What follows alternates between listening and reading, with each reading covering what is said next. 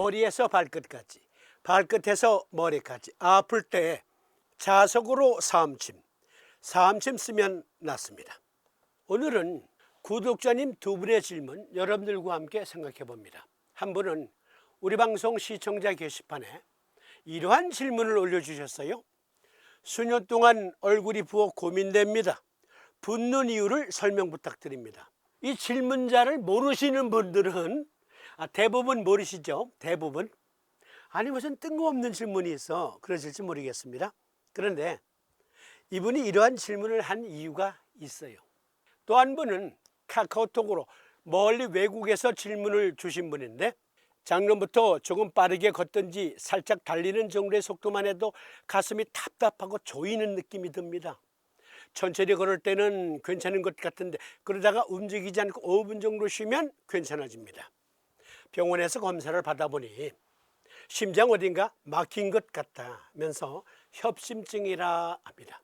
관상동맥에 문제가 있으면 스텐트 시술을 받아야 할지도 모르니 큰 병원에서 정밀검사를 받아보라고 합니다. 이분은 제가 답장 주기를 이거 오늘 방송에서 반영하겠다, 자세히 설명하겠다 그랬는데 질문자님 보고 계시죠? 요거 내일 올려드릴게요. 내일. 준비가 조금 덜 됐어요. 양해해 주시기를 바라면서 이분의 질문, 사실 이분은 자기 얼굴이 왜 붓는지 그거 알고 있어요. 이분 지난 6월 15일 병증 상담 세미나 때 참석하셨던 분이에요. 그때 이분이 자신의 병증에 대해서 지병인 천식 치료 중 동네 병의원에서 스테로이드 처방을 받았는데 그걸 오랫동안 장복하다 보니 얼굴이 부은 것 같다. 그리고 큰 병원에서도 그걸 확인해 주었다. 그러니까 이 질문자는 왜 얼굴이 부었는지 알고 있어요. 즉 스테로이드 제제 복용 후 부었다. 그러니까 이분이 원하는 해답은 스테로이드 제제 약물을 복용하면 왜 얼굴이 붓는가, 그걸 생리학적으로 설명해 달라, 그 내용이에요. 이제부터 여러분들과 함께 답을 구해 보십시다. 질문자가 처방받은 먹는 약으로서의 스테로이드 제제는 부신피질 호르몬인데요, 그 중에 글루코코티코이드라는 호르몬 제제예요. 시중에는 프레드니선, 프레드니솔론 또는 덱사메타손 등등으로 알려진 약이에요. 아마 프레드니손 또는 프레드니솔론이라는 이름의 호르몬 제제를 처방받았을 거예요. 그러면 이 글루코코티코이드는 어떠한 호르몬인가? 먼저 이 그림 잘 봐주세요. 신장 위에 꽃갈콘입니다. 키드니 위에 아드레날 글랜드. 이 꽃갈콘, 이 안에 메듈라라고 하는 부분은 부신 속질 또는 수질이라고 하고 그 외에 바깥 부분을 부신 비질, 즉 껍질 부분이 대해서 겉질이라고 합니다. 부신 수질에서는 카테콜라민, 즉 아드레날린 계통의 호르몬이 분비되고요. 또 펩타이드 호르몬이라는 것도 이 속질에서 분비되는 호르몬, 겉질에서는 안드로겐, 즉 남성 호르몬, 에스트로겐 여성 호르몬. 원래 여성 호르몬으로서의 에스트로겐은 난소에서 분비되는 거예요. 대부분은 난소에서 분비되는데 부신 겉질에서도 약간의 여성 호르몬인 에스트로겐이 분비됩니다. 그리고 오늘의 관심사 글루코코티코이드가 분비되고 또 알도스테론이라고 하는 호르몬도 이 부신 껍질 부분에서 분비되는 호르몬들. 그러면 각각의 기능을 살펴보면 먼저 카테콜라민, 아드레날린 호르몬, 이게 카테콜라민 계열의 호르몬이에요. 그것은 방송에서 제가 여러 번 말씀드렸죠. Fight or flight response, 싸우거나 도망가거나 그럴 땐 에너지가 요구되죠. 어떤 위기 상황에서 아주 폭발적인 에너지를 내는 호르몬, 그게 카테콜라민 계열의 호르몬이고요. 펩타이드 호르몬, 호르몬 생성, 세포 성장, 스트레스 반응을 포함한 다양한 기능을 조절하는 그러한 성질의 호르몬, 즉 펩타이드 호르몬과 카테콜라민은 부신 수질에서 분비되는데 안드로겐 남성 호르몬, 에스트로겐 여성 호르몬, 이건 그렇죠, 성기능 조절 호르몬이잖아요. 성호르몬. 그리고 알도스테론, 이건 레닌 엔지오텐신 알도스테론 시스템. 여러 번 강조드린 우리 몸의 체액 조절 그리고 혈압 조절 시스템의 가장 중요한 조절자가 알도스테론이라고 하는 호르몬이다. 이 호르몬은 체내 나트륨과 칼륨 농도 및 혈압 조절에 중요한 역할을 하며 특히 신장의 세뇨관에서 작용하여 나트륨 재흡수를 촉진하고 칼륨 배출을 유도한다. 그래서 우리 몸의 체액 조절과 혈압 조절에 아주 중요한 조절자 역할을 하는 호르몬 알도스테론. 그러면 글루코코티코이드는 미국 NIH에서 부신에서 분비되는 글루코코티코이드는 다음과 같은 중요한 역할을 합니다. 신진대사, 염증 및 스트레스에 대한 신체 반응 조절. 이들은 포도당, 단백질, 지방 대사에 영향을 미치고 면역 체계를 억제하며 혈압 유지와 수면 각성 주기 조절에 관여한다. 천연 호르몬으로서의 글루코코티코이드의 역할이에요. 그런데요, 이 질문자 얼굴이 이렇게 된 건 프레드니솔론 장기 복용으로 인한 부작용이라고 했잖아요. 그러니까 천연 호르몬으로서의 글루코코티코이드와 인간이 화학약품, 화공약품으로 만든 글루코코티코이드로서의 프레드니솔론, 왜 붙는가? 스테로이드를 복용하면 얼굴이 붓는 이유를 알기 위해서는 항생제와 항염제에 대한 이해가 또 필요합니다. 항생제? 그렇습니다. 마이신, 최초의 마이신 항생제는 페니실린이에요. 그리고 항염제라는 게 있습니다. 항염제. 바로 질문자가 복용한 약이 항염제예요. 프레드니솔론 또는 덱사메타손, 이것이 항염제예요. 염증이란 세균, 바이러스에 의해 조직이 파괴되거나 손상되는 것에 대한 면역 반응이다. 그런데 이 면역 반응이 발생할 때 항생제를 먹어야 되는 경우가 있고 항염제를 또 처방받아야 되는 경우도 있어요. 항생제를 영문 표기로 안티바이오틱스라고 하는데요. 이 바이오틱스 앞에 안티가 아니고 프로라는 단어가 붙으면 프로바이오틱스, 즉 강력한 유산균 제제. 그런데 안티가 붙으면 이 바이오틱스는 세균을 말해요. 바이오틱스, 세균, 안티, 세균을 싫어한다, 거부한다, 대항한다. 그래서 항생제예요. 여기 날생자는 바이오틱스를 말하는데 이건 세균으로서의 생제예요.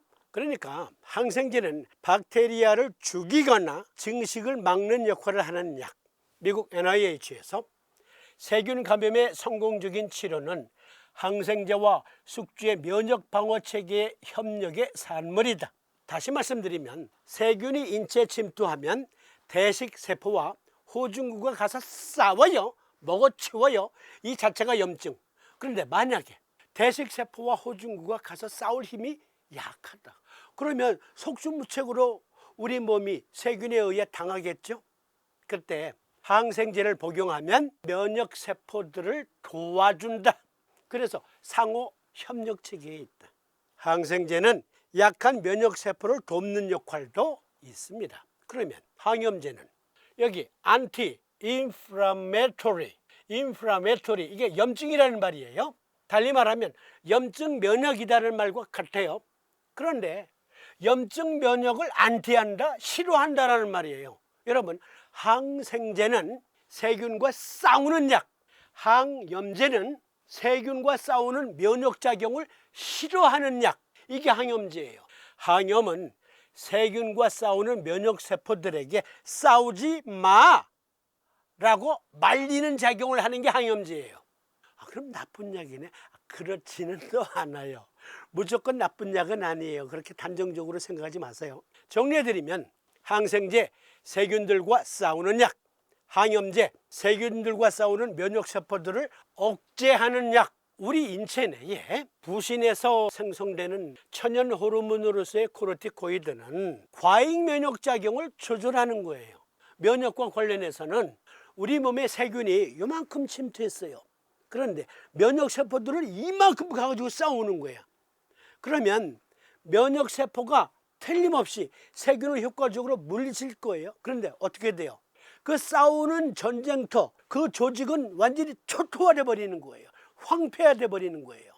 그래서 우리 몸에서는 면역 세포들을 그 행동을 조절할 필요가 있는 거예요. 천연 글루코코티코이드는 과잉 면역 작용을 조절해서 면역 세포가 인체 조직을 무차별 공격하는 것, 또는 면역 세포가 또라이가 됐네. 그래서 자기 몸을 막 적이 쳐들어왔다 하면서 막 공격해.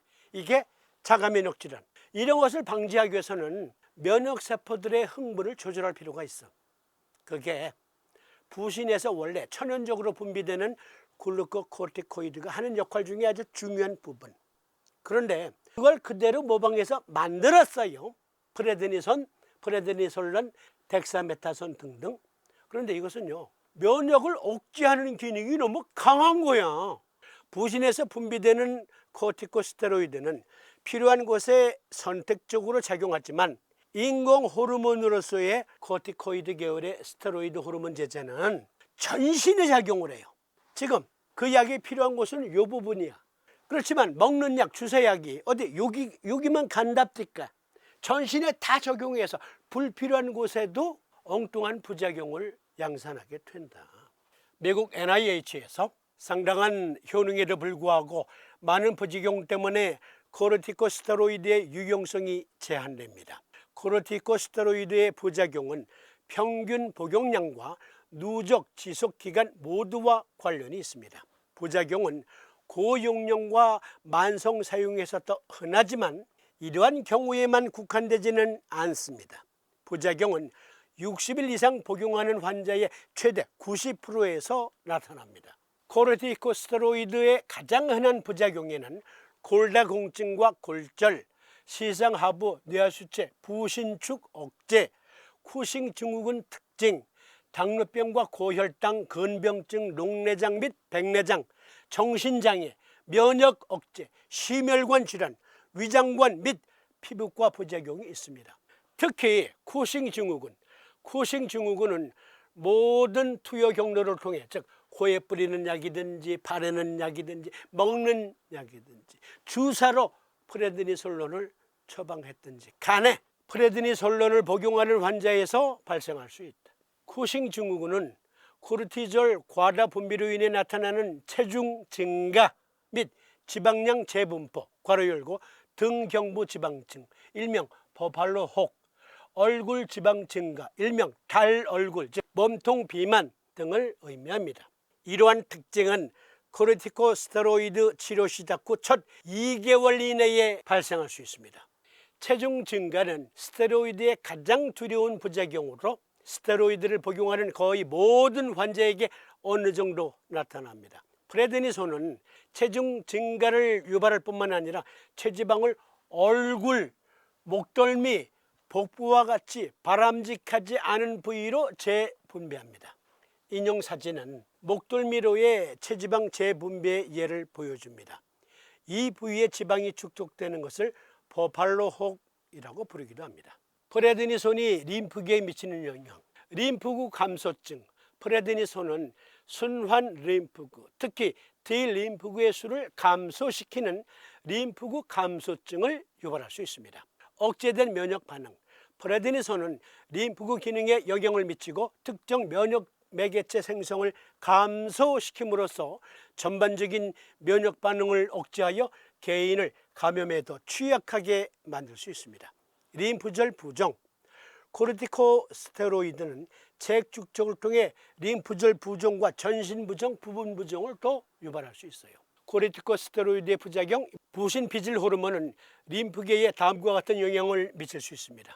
림프구의 림프절 이동을 억제하고 림프구 재순환을 방해합니다. 이는 골수 형성 감소 및 세포 자멸사 증가로 인해 체내 림프구, 대식세포, 단핵구, 호산구, 호염기구의 수 감소로 이어질 수 있습니다. 또한 코르티코스테로이드는 면역체계를 억제하여 다양한 면역세포 기능에 영향을 미치고 감염 위험을 증가시킬 수 있습니다. 질문자가 원래 여기 시청자 게시판에 쓰지 않았지만 이러한 또 부작용이 있어요. 질문자님 이거 보고 계시죠? 코르티코스테로이드 약물은 손톱에 다양한 부작용을 일으킬 수 있습니다. 손톱 모양, 색깔, 질감의 변화뿐만 아니라 곰팡이 감염에 대한 민감성 증가, 어떤 경우에는 면역 억제 작용으로 인해 곰팡이 감염, 특히 백선증, 곰팡이 질환이 악화될 수 있습니다. 그러니까 이거 곰팡이 질환이거든요. 글루코코르티코이드 계열의 프레드니솔론, 프레드니선, 덱사메타손 다 같은 약이에요. 그걸 복용하다 보면 색깔도 이렇게 변한다. 손, 발톱, 무좀에 걸릴 수도 있다. 글루코코르티코이드 왜 붙는가? 그것을 먹으면 코르티코이드 호르몬 제제의 면역 억제와 관련된 우리 몸의 다양한 생화학적 작용 때문이었던 거예요. 이건 어쩔 수 없이 시간이 걸려. 그러나 사암도인 침구 요길에 보면 이것은 일종의 자가면역 질환이기 때문에 대장 정격을 쓰면 자가면역 질환이 치료됩니다. 사암도인 침구 요길에 보면 사암사께서 자가면역증에도 대장 정격, 그러니까 대장 정격을 꾸준히 적용하세요. 일단 달덩이 얼굴에 관한 한 족삼리 국지 N각, 양곡 양계는 S극. 그러면 이번에는 멀리 외국에서 질문 주신 분, 서두에서 말씀드린 것처럼 이건 내일 업로드를 통해서 상세히 말씀드리도록 하겠습니다.